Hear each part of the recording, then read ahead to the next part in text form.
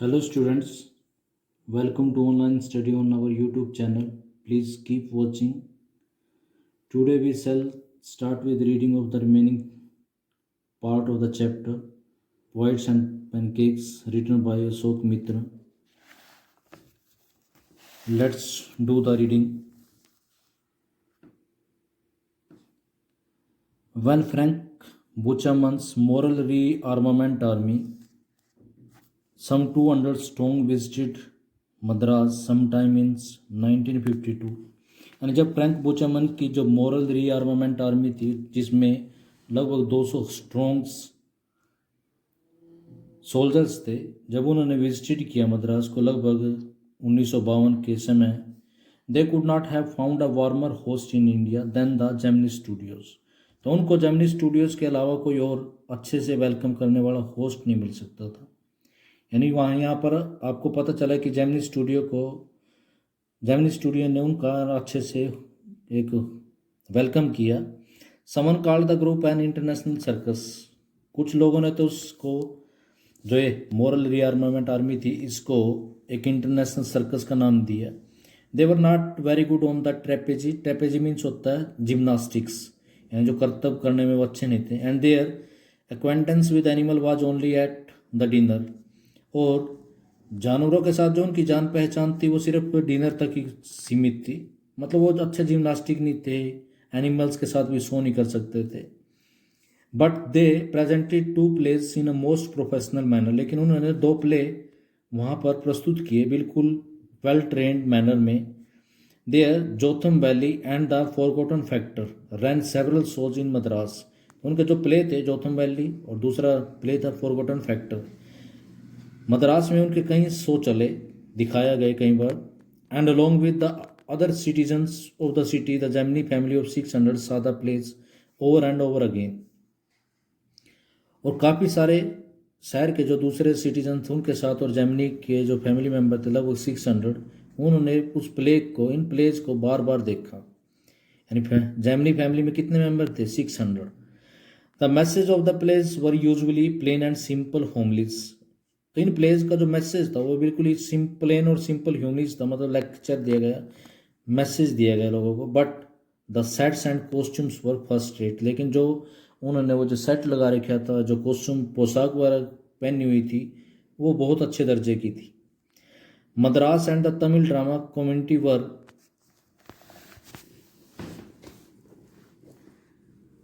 terribly impressed, and for some years almost all Tamil plays had a sense of sunrise and sunset in the manner of Jotham Valley with a bare stage.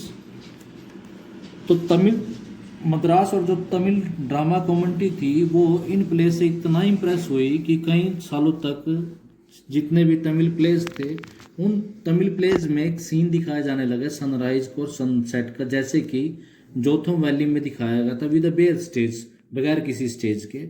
A white background curtain, पीछे background पे एक सफेद सा curtain लगा देते थे। And a tune played on the flute, और flute पर बांसुरी पर एक ट्यून बजाई जाती थी, यानी जैसे उन प्ले में किया गया था। It was some years later that I learn that the M R A मतलब वही आप लोगों ने पीछे पढ़ा, moral rearmament army, was a kind of counter movement to international communism. यानी काफ़ी सालों बाद मुझे पता चला कि जो एम था ये जो इंटरनेशनल कम्युनिज्म था उसके अगेंस्ट एक मूवमेंट था। And the big bosses of Madras like mister Vasan simply played into their hands. और जो बिग बॉस थे मद्रास का, जैसे कि मिस्टर वासन, वो तो सिर्फ उनके हाथ की कठपुतली था। I am not sure however that this was indeed the case, कि मुझे तो यकीन नहीं कि यह कैसे था case. For the unchangeable aspect of these big bosses and their enterprises remain the same. कि ये जो बिग बॉस थे और जो ये एम जैसे जो एंटरप्राइजेज थे, इनके प्रति उनके एटीट्यूड में कोई चेंज नहीं आया, मेरे समझ में नहीं आया।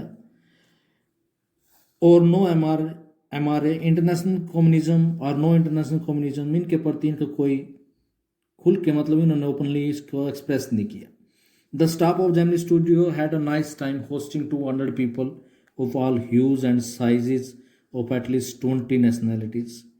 तो जेमिनी स्टूडियो का जो स्टाफ था उन्होंने काफ़ी अच्छा समय व्यतीत किया वेलकम करते हुए 200 स्टाफ्स का, जो सभी ह्यूज और साइज के थे। ह्यूज मीन्स होता कलर, यानी डिफरेंट उस वो जो मोरल रिआर्मामेंट जो आर्मी थी उसमें सभी कलर्स के सभी जाति के लोग थे, उन सभी को होस्ट करके उनको अच्छा लगा। It was such a change from the usual collection of crowd players waiting to be slapped with thick layers of makeup by the office boy in the makeup department. और ये एक चेंज भी था अच्छा, कि पहले वो क्या करते थे, क्राउड प्लेयर को उसके मुंह के ऊपर मेकअप ऑफिस बॉय के द्वारा, उनको देखा होगा आप लोगों ने, अप्लाई करते थे मेकअप, अप्लाई करते थे, तो वो उससे थोड़ा सा चेंज मिल गया उनको। A few months later the telephone lines of the big bosses of Madras buzzed. कुछ महीनों के बाद जो ये बिग बॉसेस थे उनकी टेलीफोन लाइन मद्रास में बस्ट हुई, साउंडेड हुई, and once again we at Gemini Studio cleared a whole shooting stage to welcome another visitors. तो दोबारा फिर हम जेमिनी स्टूडियोज़ ने एक स्टेज डेकोरेट करना पड़ा दूसरे किसी विजिटर को वेलकम करने के लिए। यानी पहला जो विजिटर था उन्होंने कौन सा, किसको अटेंड किया था, मोरल रीआर्मामेंट आर्मी को। अब किसको करेंगे, जेमिनी स्टूडियो। जेमिनी स्टूडियो किसी दूसरे विजिटर को वेलकम करेंगे। All they said was that he was a poet from England. यानी उनको जो बताया गया वो ये बताया गया कि वो जो अनदर विजिटर है वो इंग्लैंड से आने वाला है। The only poets from England the simple Gemini staff knew or heard of Wordsworth and Tennyson. यानी जेमिनी स्टूडियो के जो स्टाफ मेंबर हैं, जनरली जिसको भी जानते हैं, वो उन्होंने सिर्फ कुछ एक पोइट्स का नाम सुना, जैसे वर्ड्सवर्थ का, टेनिसन का। The more literate ones knew, और थोड़े ज़्यादा पढ़े लिखे होंगे तो वो कीट्स को जानते होंगे, सेली को और बायरन को, ये सब पोइट्स हैं। And one or two might have faintly come to know someone by the name Eliot. और हो सकता है कुछ एक उनमें ऐसे भी हों जिनको बहुत हल्के से पता हो इलियट के बारे में। वो was the poet visiting the Gemini studio now. तो अब उनके जहन में एक, दिमाग में एक बात थी कि अब जो जेमिनी स्टूडियो को विजिट करने वाला कौन पोइट हो सकता। He is not a poet, he is an editor. वो कोई पोइट नहीं, वो एक एडिटर है। That is why the boss is giving him a big reception. इसलिए बॉस उसको एक बड़ा सा रिसेप्शन देने जा रहा है। Vasan was also the editor of the popular Tamil weekly Ananda Vikatan. Vasan popular जो तमिल वीकली है जो सप्ताह में हर बार आता है, आनंद विकातन, उसका एडिटर भी है। He was not the editor of any of the non names of British publication in Madras.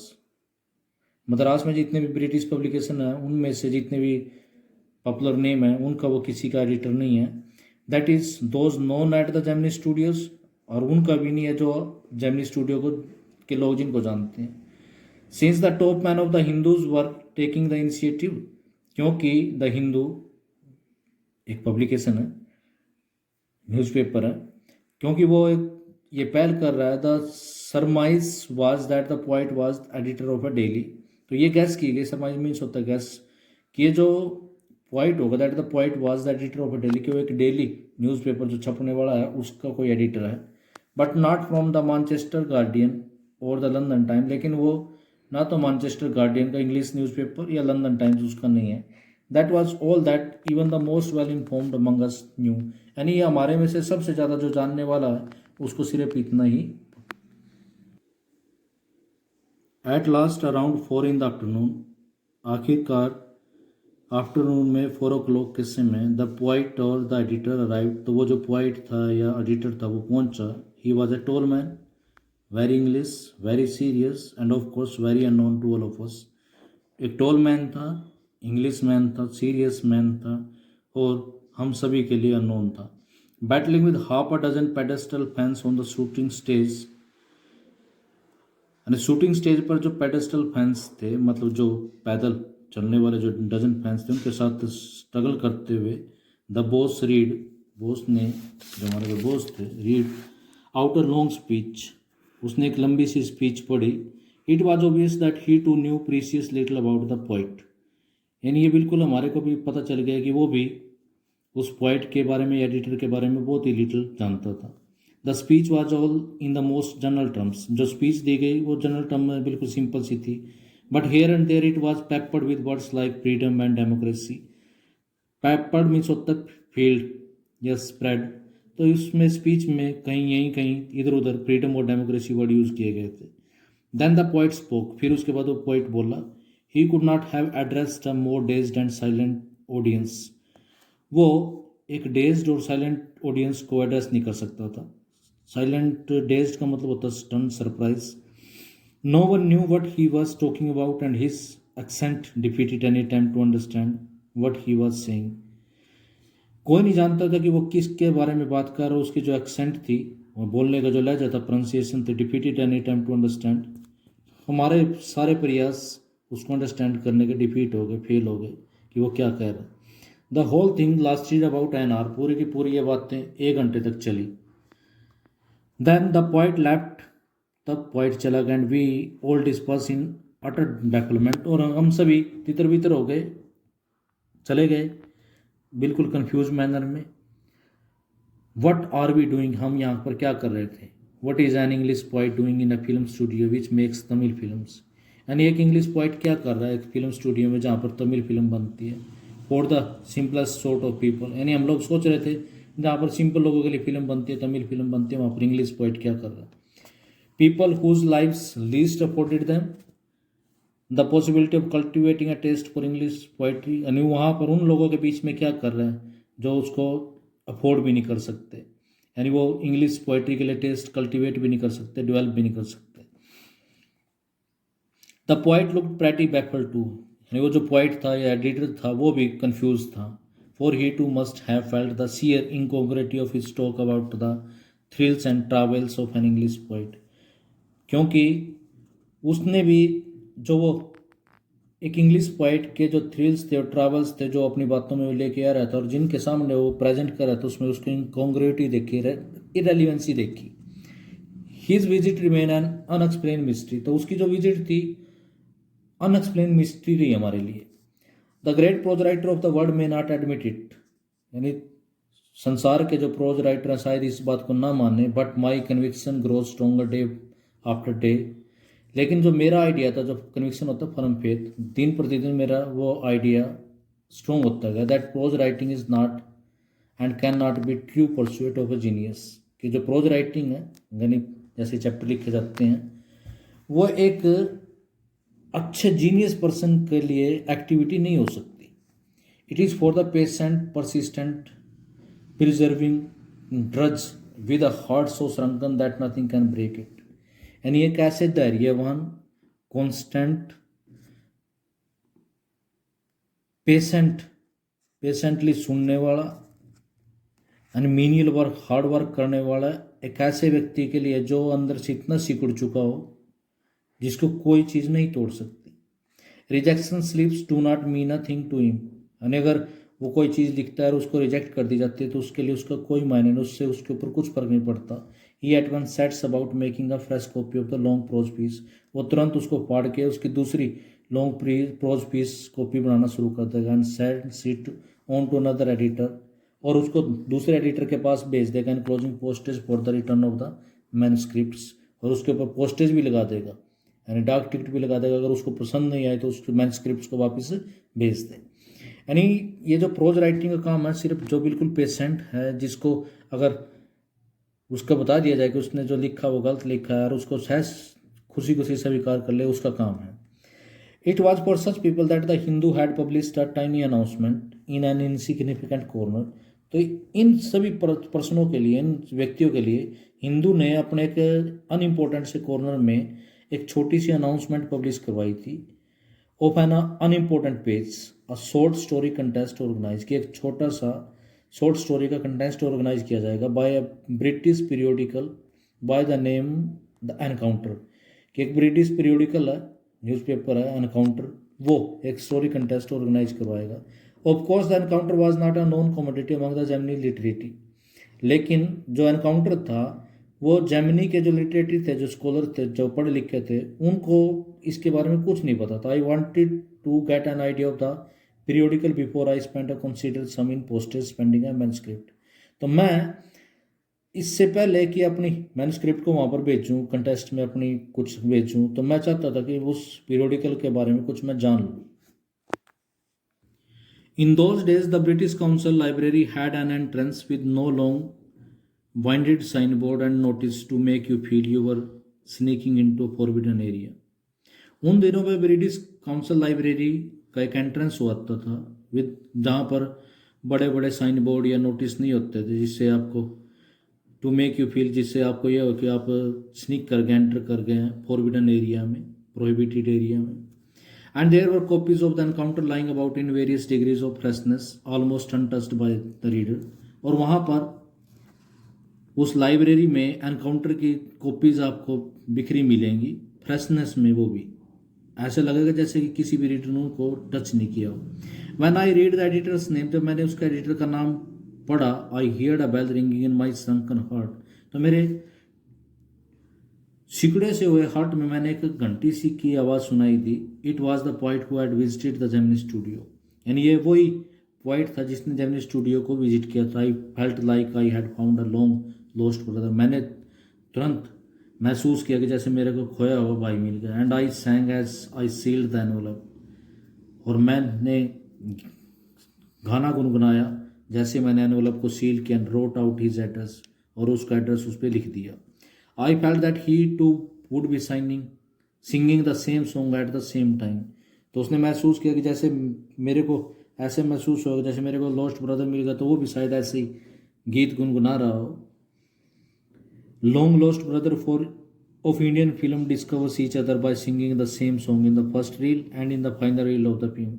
यानी वो इस इवेंट को वैसे उसके साथ कनेक्ट करता है ओल्ड हिंदी फिल्म की, इंडियन फिल्म के साथ, जैसे कि फर्स्ट उसकी स्टार्टिंग जब होती है, बिगिनिंग होती है, तो उस समय जो ब्रदर लॉस हो जाते हैं वो गीत चलता है. और लास्ट में भी जब वो मिलते हैं तो उसकी फाइनल रील में, एपिसोड बोल लेंगे इसको, उसमें भी वो गीत सुनाई देगा. Stephen Spender, Stephen that was his name, and वो जो विजिटर आया था उसका नाम स्टीफन स्पेंडर था. And years later when I was out of Gemini studio, यानी कई सालों बाद जब मैं जेमिनी स्टूडियो से बाहर चला गया. And I had much time but not much money, जब मेरे पास समय तो बहुत था लेकिन पैसा ज़्यादा नहीं था. Anything at a reduce price attracted my attention, यानी कोई भी चीज़ जो सस्ती मिलती थी उसकी तरफ मेरा ध्यान चला जाता था. On the footpath in front of the Madras mount road post office, Madras mount road post office के सामने there was a pile of brand new books for 50 पैसे. वहाँ पर एक ढेर लगा हुआ था नई नई बुकों का, जो 50 पैसे में प्रत्येक कॉपी मिल रही थी. Actually there were copy of the same book, यानी वास्तव में वो उसी बुक की कॉपीज थी. An elegant paper book of American origin, वो एक अमेरिकन ओरिजिन की एलिगेंट पेपर पे बनी हुई कॉपी थी. Special low price student edition, और वो भी स्टूडेंट के लिए बनाई गई लो प्राइस की एडिशन की बुक थी. In connection with the 15th anniversary of the Russian revolution, और वो रशियन रेवोल्यूशन की 15th एनिवर्सरी के कनेक्शन में पब्लिश की गई थी.